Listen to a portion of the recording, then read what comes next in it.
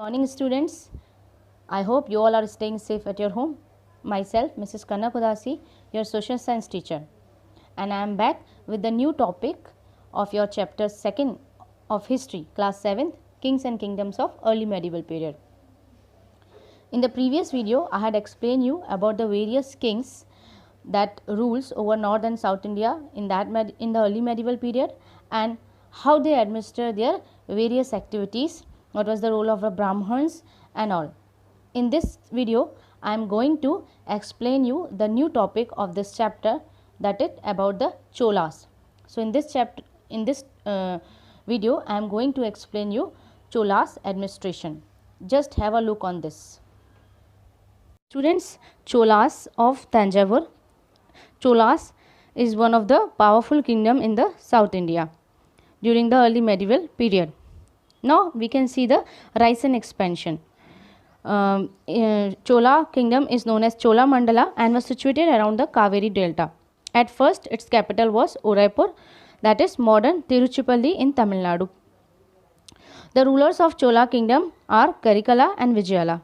Vijayala is the powerful ruler of the Chola kingdom who is able to conquer Tanjavur and make Tanjavur a capital city. Before that, the capital city of Chola is Udaipur. Vijayala is also able to defeat the Pandyas, Pallavas and rulers of Sri Lanka, and in this way he had control control over the large part of the South India.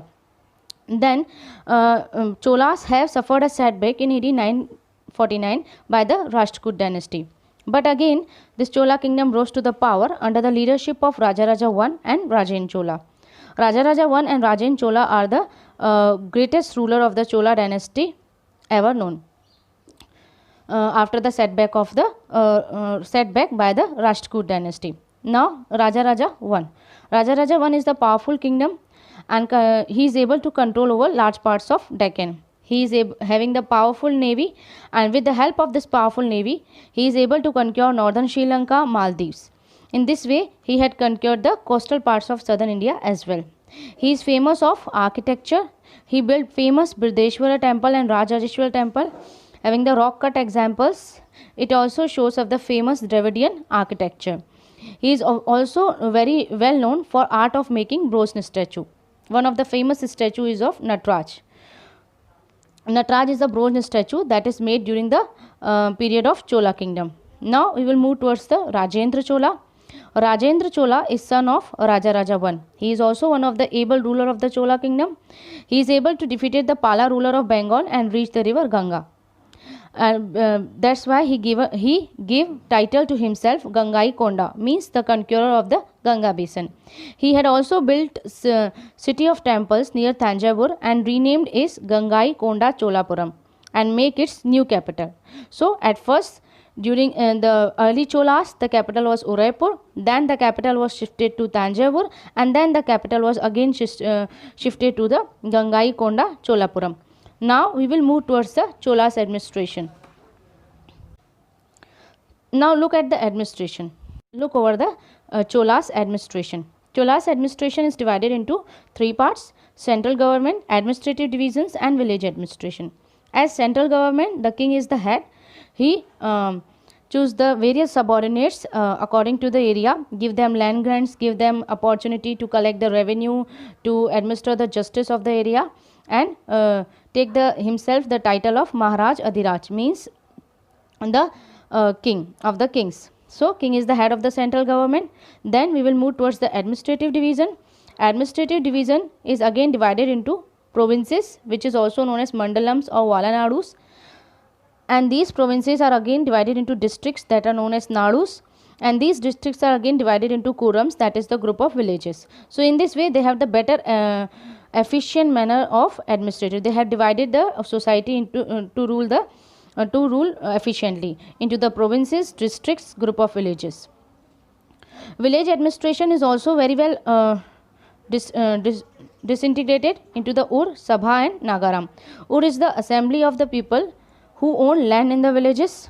Sabha is the assembly of the Brahmins and Nagaram is the assembly of the traders.